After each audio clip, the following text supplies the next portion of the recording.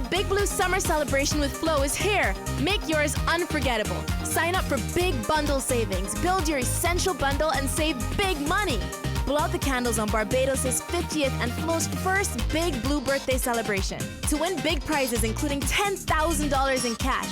Big-time sports coverage at home or on the go with Flow TV, like the Olympic Games in Rio and the new home of Premier League football. Watch it all with big data and big style on the fastest 4G network. The world's biggest sporting events this summer are all on Flow. The Big Blue Summer Celebration is here, and Flow is your official partner. This is how we flow.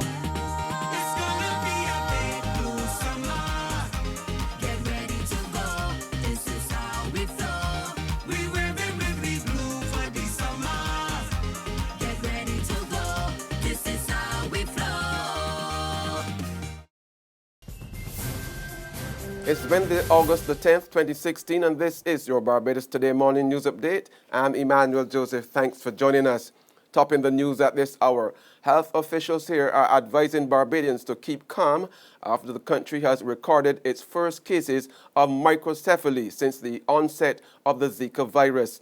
Minutes after Minister of Health John Boyce announced yesterday afternoon that doctors at the state-run Queen Elizabeth Hospital were investigating the cause of microcephaly in two babies born this week at the institution, Acting Chief Medical Officer Dr. Anton Best disclosed that the results would be known in a few weeks' time. Boyce told a hurriedly summoned news conference at his Culloden Road St. Michael office that Barbados recorded an average 2 to 3 babies born with the congenital condition associated with incomplete brain development each year.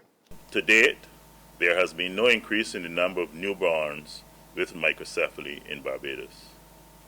Additionally, no children born to mothers who tested positive for Zika have been diagnosed with microcephaly.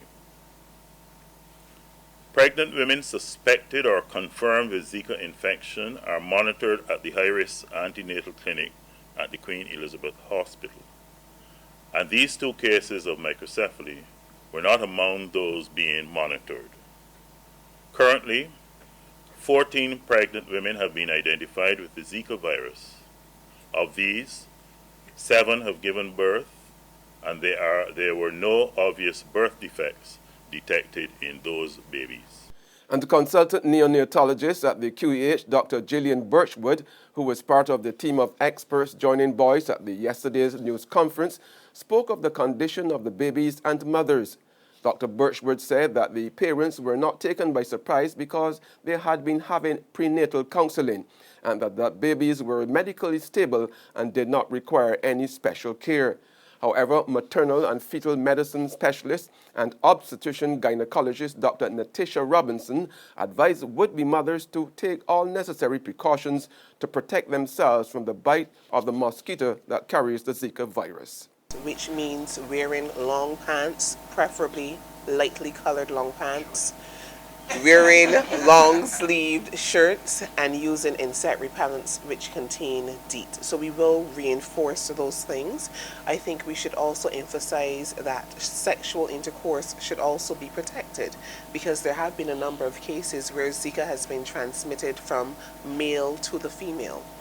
All right, so we should also encourage that pregnant patients should use protection with their partners. Even though they're already pregnant, they should continue to use a barrier method. The man at the helm of the company that owns the Jolly Roger says he is frustrated with the recent gang-related shootings occurring around his business. An angry managing director of Black Pearl Party Cruises, Martin Bynor, simply wants those involved in the violence to get lost. Keep it in your community. Keep it in your gang-infested lives. Don't bring it around my boat or my business, he said in an interview with Barbados Today. Bynor asked not to be photographed because he feared that he could become a target. However, he was passionate in his criticism of the violence that has marred some of his activities. In the latest incident, 3 people were shot last Sunday while getting off the vessel after a cruise. The 3 people who were hit by an out-of-control vehicle at a vendor's stall in 6 Roads in St. Philip last Wednesday want the accident fully investigated and plan to seek compensation for their injuries and losses. They told Barbados Today they were contemplating whether they would need legal assistance to get justice based on information that had been circulating about the circumstances surrounding the accident. Police reported that a man was in custody after the hit-and-run accident. One of the vendors, Wayne Williams, a father of 3, said he saw the vehicle sliding towards him, so he decided to run for his life. All of a sudden, I just feel myself getting hit with objects. I don't know what. But, whoop, on the ground. Something while falling down, something stick me there. And I, on the ground, and I skating away. And when I check now, I find myself still getting pushed, right? But when I look now, I see my foot by the wheel of the vehicle. That is what, you give me that there, so. In sports now, sacked West Indies T20 captain Darren Sammy is appealing to regional cricket fans to support the home team, which is currently playing against India in the 3rd test in Castries. Sammy decided to throw out the call yesterday after witnessing St. Lucian fans outside the stadium that bears his name protesting his recent sacking, with some fans calling for a boycott of the game. Let us not forget, as fans and as a cricketer, as a player myself, it is important that we go out and support the cricketers.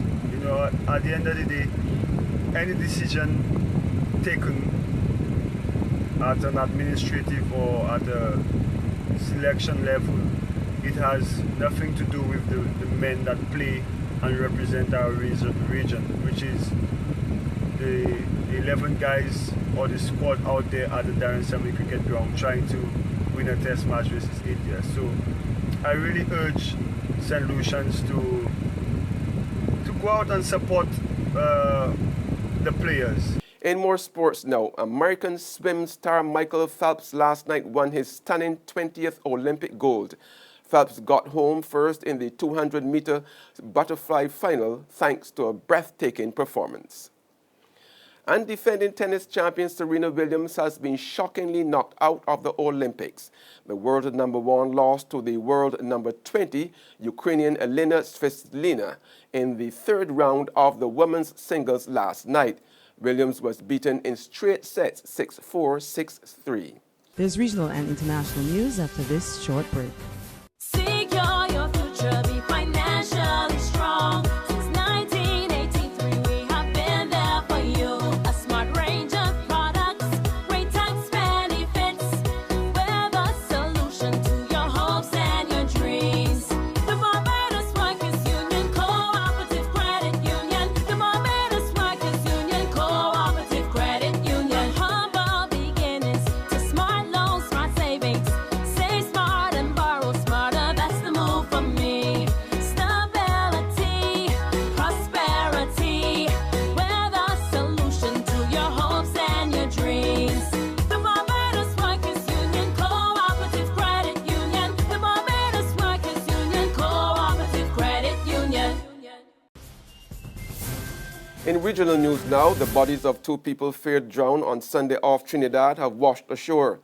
Meanwhile, the family of Anastasia Ali and her grandfather, Maurice Sammy, who drowned in Mayaro in a separate incident on Sunday, is calling on the authorities to come up with measures to better protect people on the nation's beaches.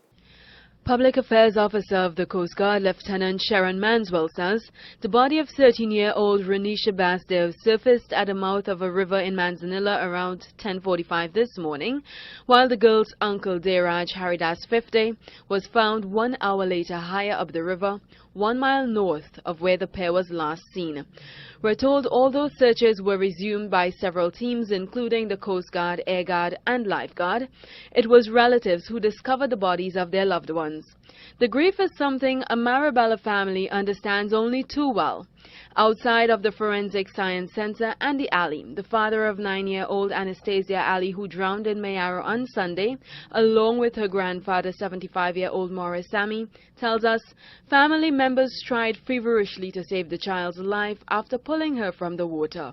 We're told her mother administered CPR before taking her to the Mayaro Health Facility, where she was pronounced dead.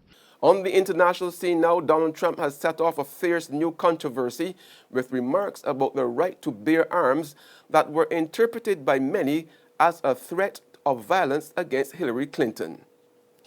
Trump, who made the remarks last evening, has since defended his comments, insisting that he was telling his supporters to use the power of their vote to stop Clinton from appointing judges who could restrict their Second Amendment rights. That's news and sports, but for the very latest, visit our website at www.barbadostoday.bb. Also subscribe to our e-paper email updates and like us on Facebook. We are also on Izumi Media in bus terminals, or screenplay at supermarkets and gas stations near you, as well as Channel 99 on Flow TV and Mix 96.9 FM. I'm Emmanuel Joseph. Have a fantastic day.